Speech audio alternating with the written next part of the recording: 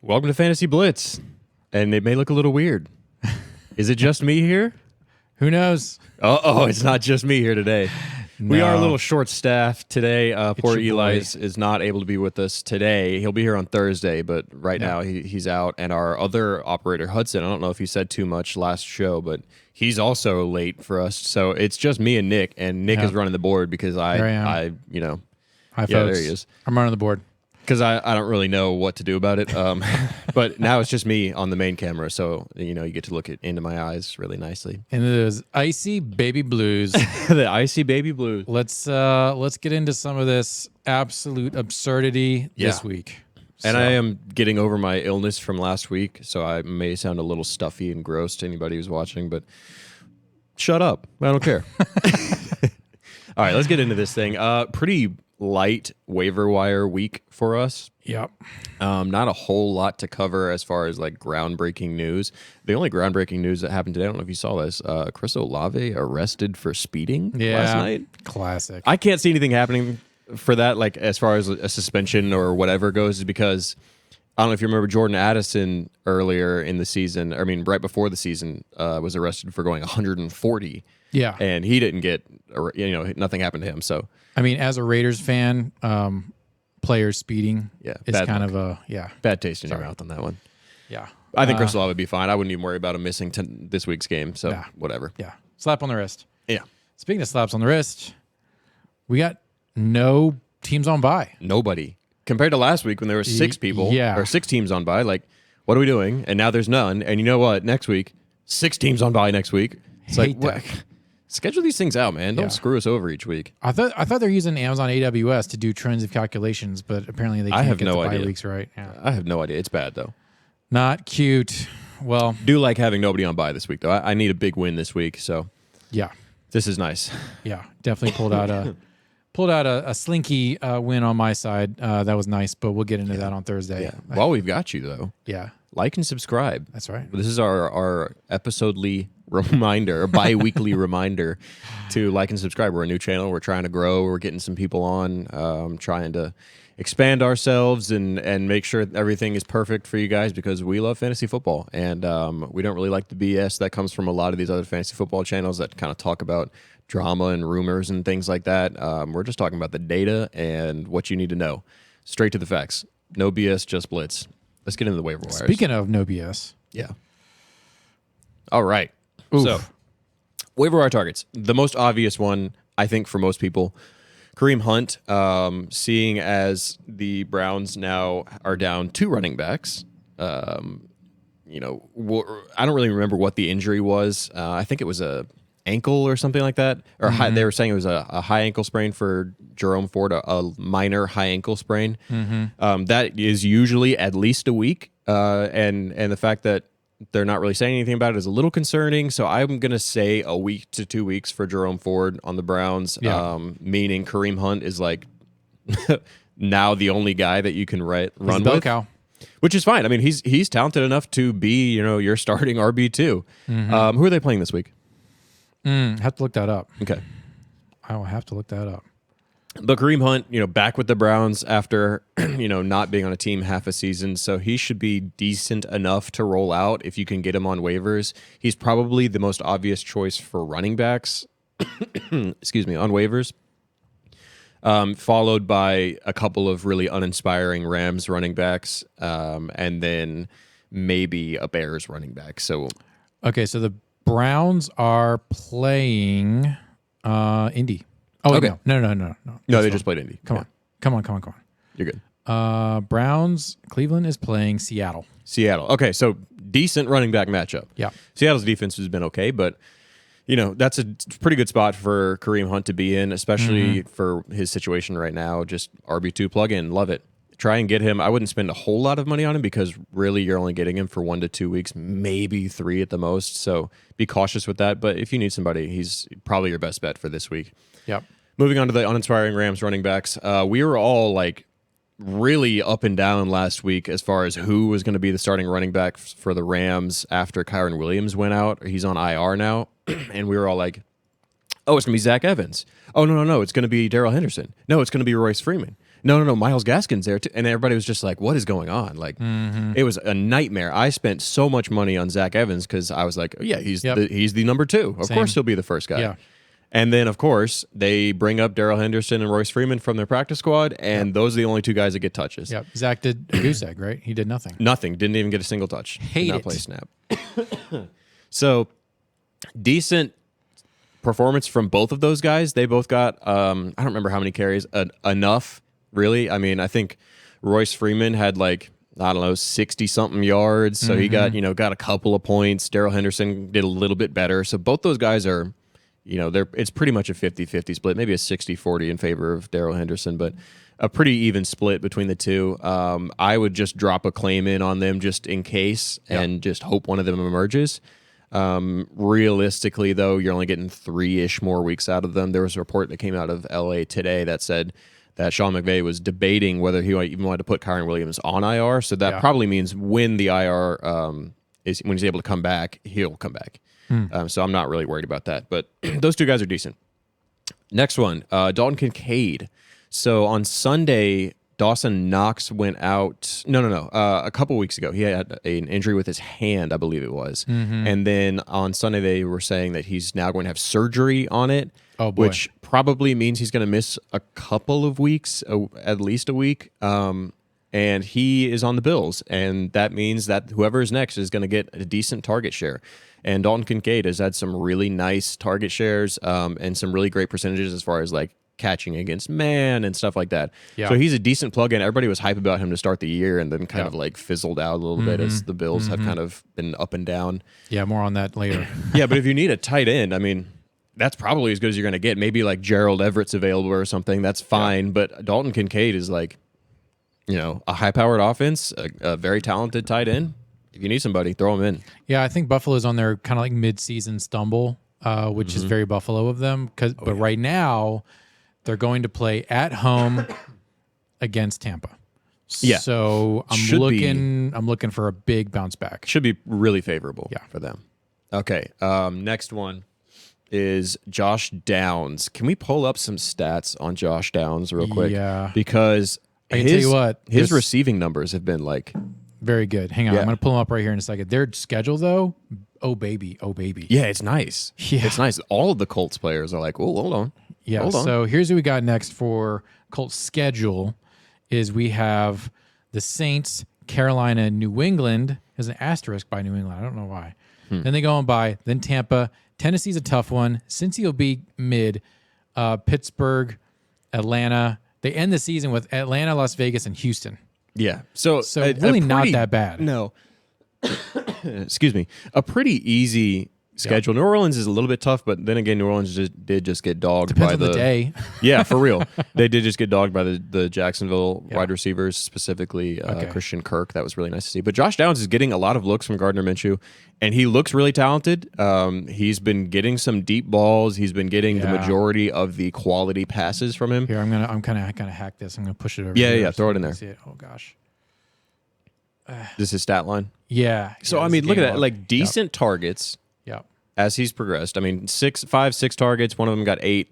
I mean, that's receptions. I'm sorry. 6, 8, 12 targets there. Wow. And like you can see, he's starting to get his little touchdown streak going. Yeah. Here. Back-to-back games with a touchdown. This week he had a 5 for under 25 and a touchdown. That's like wide receiver 1 numbers. Yeah. So like maybe pick him up. And now Gardner Minshew seems to really like him. And Anthony Richardson's not coming back anytime soon. Nope.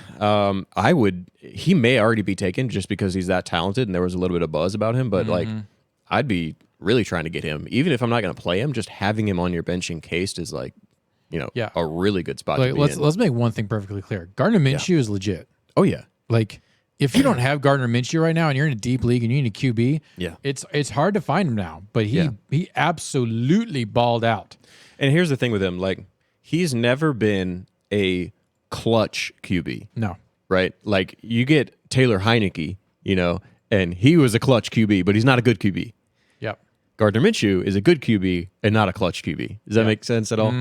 Or Chad Henne. You remember him for the Chiefs? Won that playoff game for them. Look at that. Look at that completion percentage, 65. I mean, that's not bad in the 78 a couple weeks before that. I mean, only 14 passes, but like QB rating of 55 passes against Jacksonville. I know. Woo! Lighten it up. 329. I mean, he only played part of the game, right? Yeah. On Tennessee? Yeah. Yep. So, I mean, the dude's straight up balling out. Yeah, he's honestly decent. I see a lot of people who are like trying to make moves for Brock Purdy, and I'm like, guys, the better Brock Purdy is on waivers waiting for you right now with open arms. Hold your tongue. I love Purdy. Granted, he's been pretty bad recently. We're pretty boys. I mean, he pulled it out yesterday. He didn't do as horrible as we thought he was going to do. I mean, 2 picks, 1 touchdown. Like, I know. I mean, he got double digits. Yeah. He got double digits. Fair. There are other quarterbacks that did worse. But yeah, grab Josh Downs, super talented receiver on a moving up offense, which is kind of surprising. I like Josh Downs. Rashee Rice, this guy's probably already taken. Yeah. If you're in a semi-competitive league, he's probably already taken. If he's not, holy, go get him. Yeah. We're going to take our victory lap. We told you about him last week. Yep. And had a great game. Had an amazing game. 17 points in some leagues, right? Yeah, which is awesome. Yeah. And he's clearly Patrick Mahomes' favorite receiver. Yeah. That's not Travis Kelce. Yeah. So I mean, if he's not, for some miracle, if he's not taken in one of your leagues, you kind of have to go grab him. And I would be spending a lot on him, especially if you're remotely in need of a wide receiver. You know, in some of my leagues, I don't really need one, so I'm not going to be trying to trade for him. I'm not really going to be trying to pick him up. But like, man, we could be looking at a second half breakout like big time from Rashee Rice, especially now. Also today, Justin Ross was arrested. I don't know what he did, but he was arrested today. So interesting. Just FYI. Okay. Rashee Rice, yeah, he looks awesome. He's going to continue to be awesome, probably better and better and better. Grab him. Next guy that we've all been kind of waiting for is Kyler Murray. Yeah, I don't like this one, but so it's interesting. Tell me why. It's because the reason I put him on there is because the QB landscape has been really weird right now. Like everybody was like, "Oh, it's really deep." You know, that was when Jordan Love was doing really good. That was when Brock Purdy was doing really good. And when like Trevor Lawrence was even serviceable. Like they're like, "Oh, you can just get any QB and start him and be fine." But not really so much these past 2 to 3 weeks. Like once you get outside of the top 10, like it's and maybe even dicey. top 6, top 7, like the bottom half of the top 10. Like Sam Howell was closing in on top 10. He was a while ago, and he's not putting up numbers. Like I love him as a player, but like, whoa, man. So the reason I put him on here is because he'll be back in, I don't know, a week, 2 weeks, 3 weeks. Yep. Enough before the playoffs start, the fantasy playoffs. And Kyler Murray's Kyler Murray. So if he comes back and he's in his same form, he's, an easily top 5 quarterback that you can, top 5 fantasy quarterback. I don't really think he's that talented, but like the rushing upside's insane and their offense really isn't that bad. By the time he comes back, you'll be having James Conner back and like you still have Marquise Brown. Like their offense is not that bad. And if he comes back, he's got a lot of upside. And I think if you're a QB needy team, which there are a lot of, there's not 12 great QBs in the league right now. Nope. You're going to want to grab him just in case. Just in case. You're not going to get him right now, but just start him later. Yeah, the QB fall off has been concerning, at least. And my whole draft strategy, because for the past 2 years, has been, look, like QBs have been pretty solid. Like they're putting up numbers, and so I was drafting my QB. I drafted my QBs too late. I'll be the first one to say I was drafting him in like the 7th round, and that was not the play. I'm gonna have to really reevaluate my strategy for next year. No, 100%. And last year I did the same thing where I was like, I don't really care. I'm just gonna stream quarterbacks the whole year. It's whatever.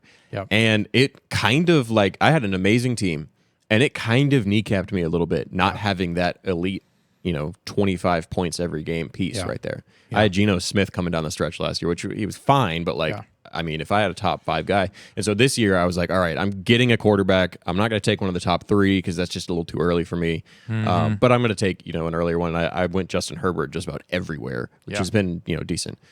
Yeah. So Kyler Murray, I'd pick him up. Just see what you can get. Another popular name this weekend is Deonta Foreman. He had an insane game this past week for the Bears. 3 touchdowns. Like, whoa. Yeah. Receiving touchdown, rushing touchdowns. Like, he looked awesome. Better than any Bears running back has looked all year. So if he wasn't taken last week, I would go ahead and grab him this week. I know people are saying Roschon Johnson is going to be coming back, but I'm like, man, if they saw what Deonta Foreman did last week, there's no way those guys are going to be, in any rush to give him touches. No. I think it's done for Roschon. It's Danta's job to lose.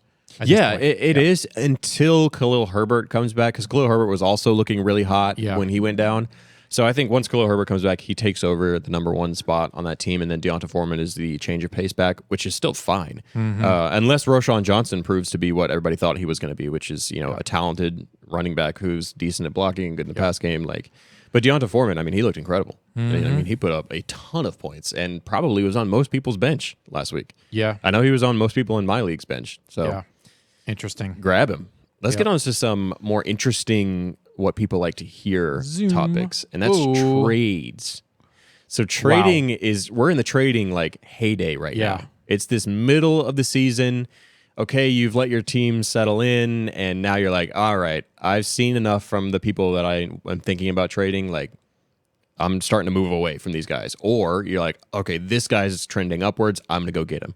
That's what we're filling you in right here. There's a couple of I don't really know what the word is, clickbaity people on here. You're going to see this on my sell high. I kind of been throwing these in here, but granted, I think I'm going to be right on some of these. Yeah, so these aren't just thrown in there to generate responses. These are genuine thoughts that I'm having for genuine thoughts. And last week I said Raheem Mostert was a trade target, and I'm still standing by that. And he didn't look great. He was a sell high. I mean, Raheem Mostert was a sell high, and I was like, I know he's number 3, but he didn't look great this week. And Devon Achane's coming back. Yep. So thoughts, guys. Fantasy Blitz, you got to start listening. I know, and we, come on, we have these guys, and we've been, we have a decent track record on a lot of these guys. So buy lows. I know there's a lot of talk about Devonta Smith, and they're like, okay, he's really not been productive for 4 weeks straight now. He hasn't been what people want him to be. He was like a late second, early third round wide receiver that people were taking, and he hasn't really been doing it. I'm seeing this Eagles offense, and I'm like, whoa, they are picking it up in the passing game. They're really throwing that thing around, and it's just a matter of time before Devonta Smith just has his games. You didn't draft him to do A.J. Brown stuff. You drafted him to do the other things on that team. So, A.J. Brown's a guy that's going to get 8 receptions, 130 yards, and a touchdown. But Devonta Smith is the guy that could be 4 or 5 catches, 100 yards, and a touchdown. That's what you got him for, is those kind of boom weeks. A little bit of a boom or bust guy, but I really do think he returns to form very soon. I think you could catch a lot of panicking owners on with some offers. I like him moving forward. I think the Eagles offense is looking really high powered. They've got some decent matchups going forward. I'm going to try and grab him because you can get him for cheap right now, real cheap. Yeah, let me check their schedule real quick. Another receiver that you can get for real cheap, pretty much in the exact same vein as Devonta Smith. These guys are really comparable and always have been. I'm going to skip over Joe Mixon real quick. Is T. Higgins. Okay. Battling an injury for most of the year.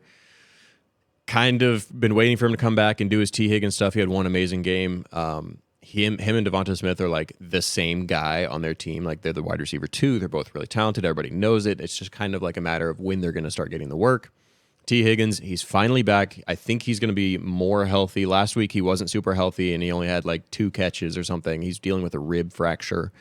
So I could see as the year goes on, he's getting healthier and healthier and healthier. His workload goes up and up and up. The Bengals are now trending up offense as well. So they're figuring things out. The Eagles are starting to figure things out more. I like Devonta Smith and T. Higgins moving forward. I think you can get them for both decently cheap right now, actually. So one more Bengals player. Joe Mixon, one of the only running backs in the NFL who's getting all of the running back work. Yeah.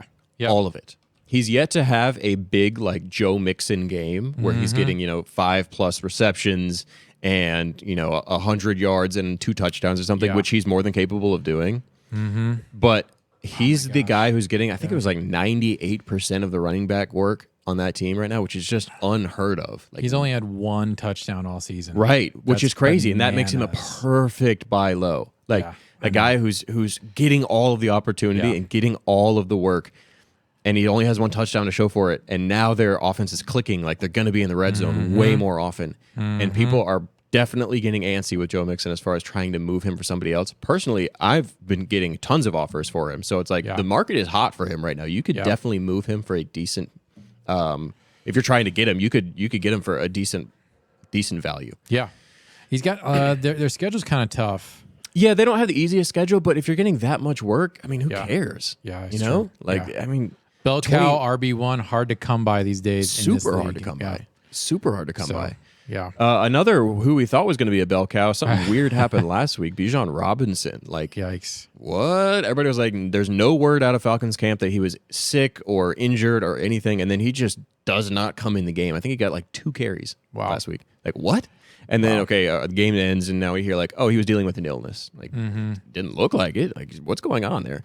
And he's been slightly, he doesn't have a lot of touchdowns on the year. He's been slightly underperforming. I think right now the teams that have Bijan Robinson are probably struggling just because they put their first-round pick in him, and he's been producing kind of RB2 numbers recently. Yeah. He's good, don't get me wrong, and he's going to be great. He's getting the majority of the work, except for last week. I think that was a fluke. I'm going to try and grab him in a lot of places. Yeah. Because if the Falcons come back, they run the football 20 plus times a game. Yep. Now, not all 20 of those are going to be going to Bijan Robinson, but a lot of them are. Yeah. And he's by far the most talented running back almost in the league. It's like an 80-20 split between him and Tyler Algier. Which is great. Yeah. It's not quite bell cow, but it's great. Yeah. And his talent makes it to where it's like, okay, if he's getting that many targets, if he's getting that many carries, you kind of want to get him. Yeah. And I would imagine the owners are trying to get rid of him. Let's talk about Jordan Addison. So a lot of people saw the Monday night football game of Vikings versus 49ers, and Jordan Addison popped off and looked incredible. Yeah. This is not me saying that Jordan Addison is not an incredible receiver. He's ridiculously talented. He's going to be awesome. However, he had a big game. He hasn't been producing that insanely all year. Excuse me. Hasn't been producing that insanely all year, and then has this great game. And I want to keep reminding people, Justin Jefferson is out.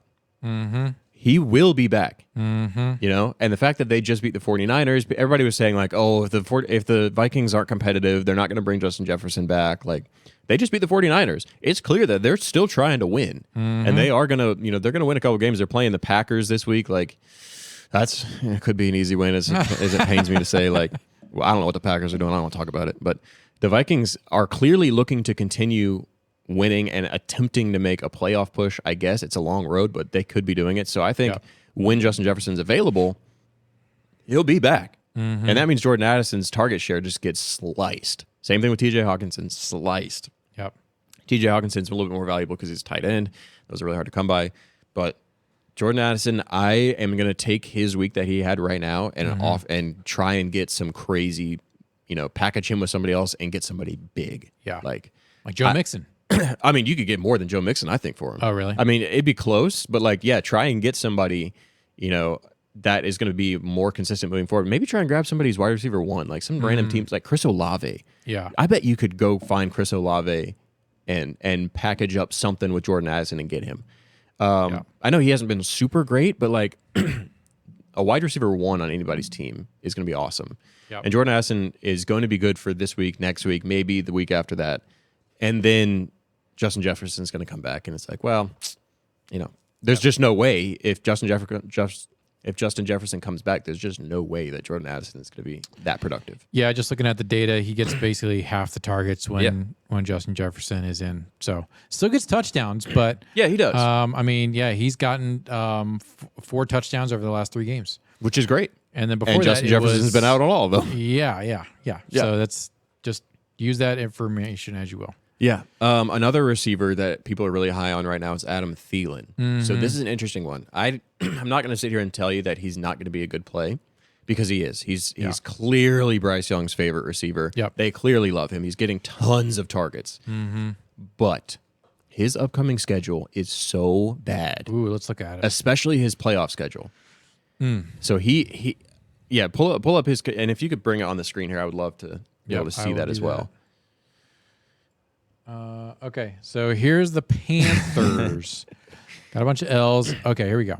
Okay, so Houston, decent matchup. Not as great as people think. Indianapolis, okay. Chicago's a good matchup. So you get 3 games out of him, right? I could see him continue doing his thing. Then he plays against Dallas, and they're tough. Tennessee is not an easy matchup either. Tampa Bay, their defense is looking pretty good. New Orleans has a great secondary. Atlanta, amazing secondary. Green Bay, really good secondary. Like, all of those final 5-6 teams right there are going to be very tough for them. Very tough. Yep. And Bryce Young, hasn't really looked that great, so they're going to be under a lot more pressure. Their running game is doing nothing. Miles Sanders has been non-existent. Chuba Hubbard's been really, also non-existent. Really non-existent. And there's just I really can't see a world where Adam Thielen continues this level of production through these really hard teams. Because look at the teams that he's played recently. If you don't mind scrolling up just a little bit. Yeah. So he played New Orleans and Atlanta, which they have great secondaries and stuff, but Miami, Detroit, not really known for their secondary. Minnesota, definitely not known for their secondary. Seattle secondary has been kind of weird. There's just, I can't see that kind of production continue. Ass rushing yards. Holy crap. I hate it. So here's what you do. If you're a Thielen holder, you use this week to hype him up. Yep. And then start entertaining trades around, the November 5th, around next week's games. Yeah. So then, you probably reap a pretty good harvest with Houston. Maybe, but their defense was pretty good too. Yeah. But they're it's a home game, so I think there'll be a little bit more going on for Adam there. Yeah. But yeah, if you can get rid of him by the Indy game, then you're going to be a happy boy. Yeah. And like I was saying, he could still continue to put up, serviceable numbers. And for most of you, you drafted him and he's probably sitting in your flex spot just balling out, which has been really great for you. Yep. I think right now you could swap him out for a wide receiver 1, like a good one, really good wide receiver 1. Maybe one that's slightly underperforming. I'm not really sure who comes to mind immediately, but if you can swap Adam Thielen and maybe somebody else for a Keenan Allen or something, that would be awesome. Or our favorite, Puka Nacua. Yeah, or Puka Nacua. He's gonna be a little bit harder to get after this week. Last week was your time to get Puka, and now he's not super great to get him, just because he balled out.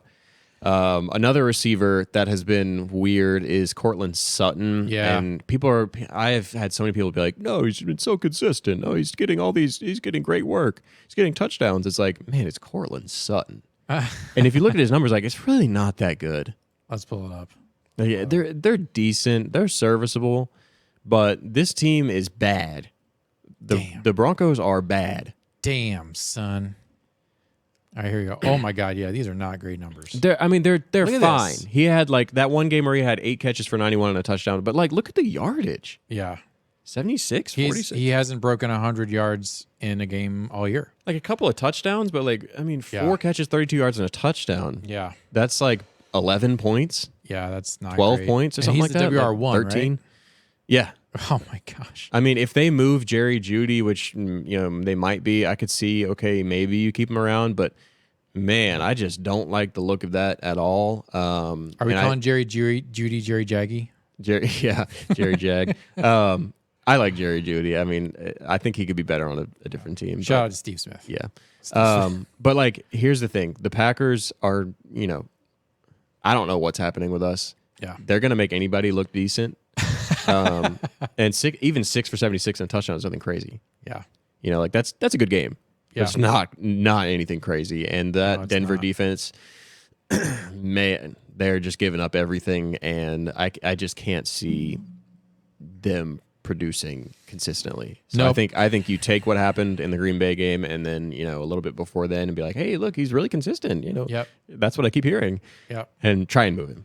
Move. I would say that you could move him, potentially even for somebody like a Garrett Wilson, somebody else who's been a little bit underperforming, but is a wide receiver 1. That's my big philosophy is if you can take one of these guys who's okay, they're not really supposed to be doing this good, especially Jordan Addison, and then move them for a wide receiver 1. I love that. So real quick, just to end on Jahmyr Gibbs here.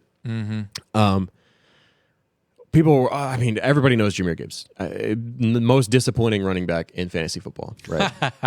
Until David Montgomery got hurt and they were forced to use him. So I think if you can grab somebody who doesn't really know ball and isn't really paying attention to the Lions situation right now, which there are plenty of people who aren't, and Montgomery's going to be coming back. Yep. So we know there's no way that continues. I could be wrong, and they could just completely switch to Jahmyr Gibbs. That really wouldn't surprise me that much because the Lions are bizarre and ridiculous with their running backs. But I don't think it happens. And I think after this week's game, maybe if Montgomery is out again this week, then you have a spot to where you can I could sell this dude and get somebody like a Joe Mixon. Yeah. Or like, I'm trying to think of who else you could grab with that. Nobody like insane. You're not going to get insane value for him, but if you can get another RB2 that has more consistent production for Jahmyr Gibbs' upside, yeah, I'm doing that all day.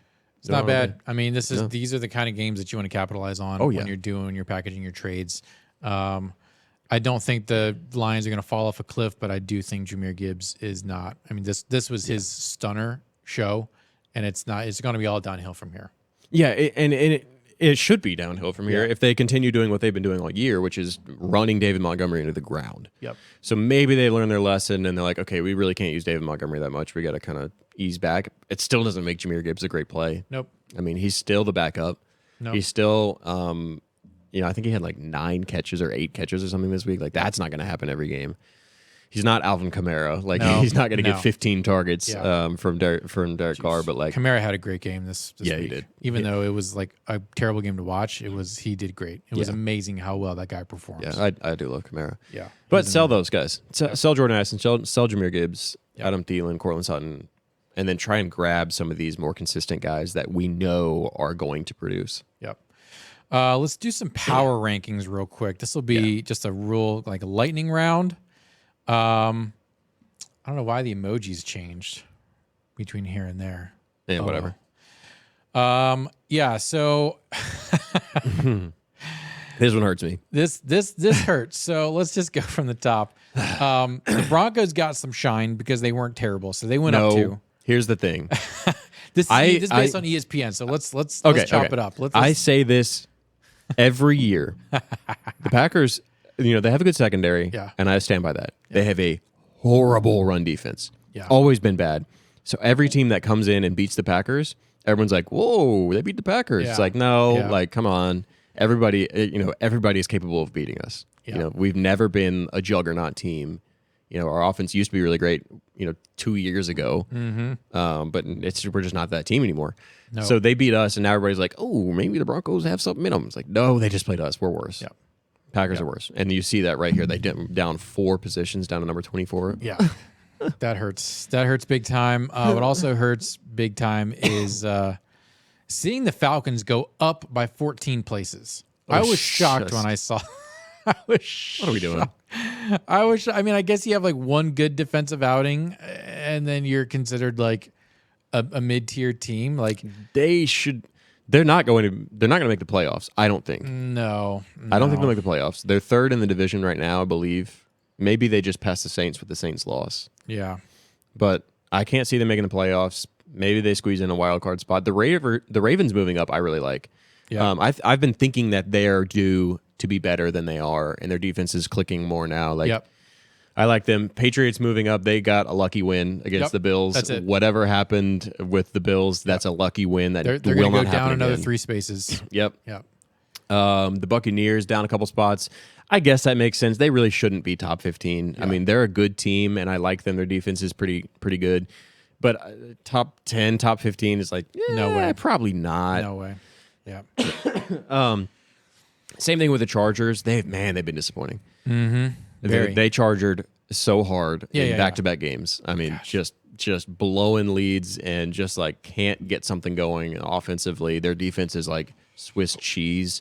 Like, man, their defense sucks. 2 and 4. So them being around 18 now, that seems about right for me. Like, their offense is always capable of putting up a lot of numbers, but my goodness, they are not going anywhere with that defense. Yeah. They're not going anywhere. Nope, they're not. Packers dropping down. Man, I was on cloud 9 for the first 3 weeks of this year. I was like, Jordan Love's the dude, and our defense is pretty good, and we're looking great. And then the Falcons, beat us by 2. I was like, whatever, that's a tough loss. I mean, it's a comeback, whatever. And then the Lions came in and dogged us. Okay, everybody expected that. Like, we're the youngest team in the NFL. Our offense is, we're trying to get things going. The defense, like, okay, everybody knew the Lions were going to beat us. They did. Ever since then, like, man, we're just dragging our feet. And we just can't get anything going. And, like, the play calling is bizarre. We're barely using Aaron Jones even when he's back healthy. Like, It's so weird. we're playing nickel defense against an obvious run play. Like, what are we doing? It's just bad calling. The team is uninspired right now. They need, and I was really expecting them to beat the Broncos right now. And I was like, all right, this is our inspiration win. Like, we get this and we come back and it's like, okay, we can win a game. Yep. But we lost this thing, man. Not cute. And it's I would be so demoralized if I was a player on that team. Yeah. Like, what are you supposed to do? You can't beat the Broncos? What are you supposed to do? Yeah. They need something to click in them. Like they I don't know if it's a coaching change, if it's, bringing in a veteran or something, like, because they don't have anybody. I mean, they're the youngest team in the NFL. I think our average age right now is like 25, 26 across the whole team. That's crazy. So them being around 24 right now, I mean, it seems right. It hurts me to say because I do believe that they could be pushing around the spot where like the Buccaneers are or the Falcons are right now, like that sort of middle of the road area. And Jordan Love, by the way, I know there's a lot of flack going his way. He really, like, statistically had a decent game against the Broncos. I mean, he had a QB rating of like 98 or something. Yeah. Like, that's fine. 2 touchdowns, 1 pick. The issue is that he's throwing these picks in situations where he can absolutely not throw a pick. Back-to-back weeks where we're making that game-winning drive. And against the Raiders, we saw, like, we were there. And he just throws a deep ball into double coverage. It's like, what? Why would you do that? It's the head's not in the game anymore. The coaching staff, I think, is out of sync with the team. There may be some locker room strife happening. Like, just not coaching to our abilities. Yeah. And I say I mean, I'm the biggest Packer fan in the world. Like, I love me some Green Bay. So I'm with this team till the end. Till the end, right or die. We got to fix something. We got to fix them. Buffalo dropping down to the edge of the top 10. It's a fake out. Buffalo does this every single year. They're going to come back. They're going to be a contender. They're going to make a Super Bowl run. So this is just FUD. Whereas the downward spiral for the Packers is of high concern, whereas this downward pull by 4 spaces for the Bills, nothing. Yes. That's nothing. And this happens. Like, for whatever reason, the Bills just can't beat the Patriots. I think it's just a mental thing at this point. Like, it just happens. Yeah. They, whatever get in their head, like, I think being at 10 is a little harsh. Dropping 4 spots right there is a little harsh because everybody knows it's a fluke game. Like, Again, this is ESPN, so they got a little bit of I mean, they put the Chiefs as number 1, which I don't agree with. Barely number 1. Yeah, I don't agree with. I think Eagles probably should be number 1 for sure. But Chiefs are definitely top 3. Yeah, Yeah, I would agree. I mean, the Chiefs played the Chargers this week and made Patrick Mahomes look like a god. Yeah. Like, I mean, he threw for 400 plus. Travis Kelce had 178 receiving yards and a touchdown. Like, good Lord. That's the Chargers. That's what irritates me about some of these rankings is, like, these teams are, like, playing, easiest matchups ever, and then they win, and everybody's like, woohoo! Like, go, crank them up. Nah. It's not real. But what is real is this show. So appreciate all y'all. Appreciate what y'all do and for hanging out with us. So, Adam, take us away. Yeah. Appreciate everybody coming in. Be sure to like and subscribe. We're going to be live. We're trying to maybe add something on Wednesday, just kind of going over defenses and kickers. We get a little bit of talk about them. Some leagues don't even have them anymore, but we might just do a little, phone show or something. Yeah. Where we talk about defenses and kickers. Outside of that, Tuesday and Thursday, you know the drill. Like it, subscribe it, hit the notifications. We are going to have Eli back, so everything will be back to normal on Thursday. Sweet. Barring anything horrible. And yeah, no BS, just Blitz. I'm Adam. Boom. I'm Nick. I'm on the control board today. Yeah. Bye. Thanks, everyone.